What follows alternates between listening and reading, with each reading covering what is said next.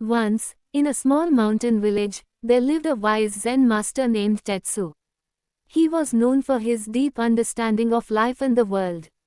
One day, a young man from the village, eager to find the meaning of life, came to him and said, "Master, I have traveled far and wide, seeking wisdom. Please, tell me the secret to true happiness." Tetsu smiled gently and invited the young man to sit with him by the edge of a serene pond. The young man eagerly waited for the answer, expecting grand words of wisdom. After a moment of silence, Tetsu pointed to the pond and asked, "Do you see the water?" "Yes, master, I see it," the young man replied. "Do you see the reflections in it?" Tetsu asked. "Yes, I do," the young man said. Tetsu then asked, "What happens to the reflection when a stone is thrown into the water?" The young man thought for a moment, then replied, "The reflection is disturbed and ripples appear." Tetsu nodded. "And when the stone settles, what happens to the reflection?" "It becomes still again," the young man answered. The master looked at him with kind eyes and said, "Life is much like this pond.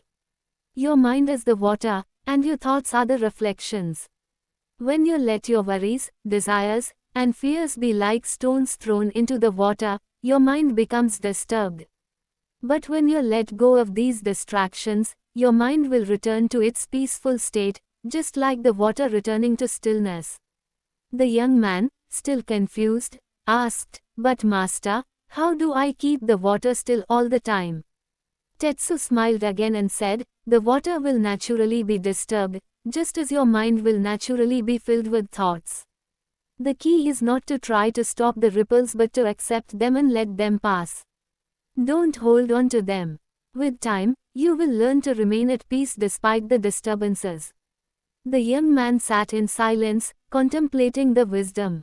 He realized that happiness was not something he could grasp through effort alone, but something that came when he allowed his mind to rest in the present moment, free from distractions. Tetsu rose and walked away, leaving the young man by the pond, where the water was calm again. And so, the young man learned that peace and happiness are not found in chasing after things but in letting go and simply being. Moral: true peace comes not from avoiding life's disturbances, but from learning to let them pass without clinging to them.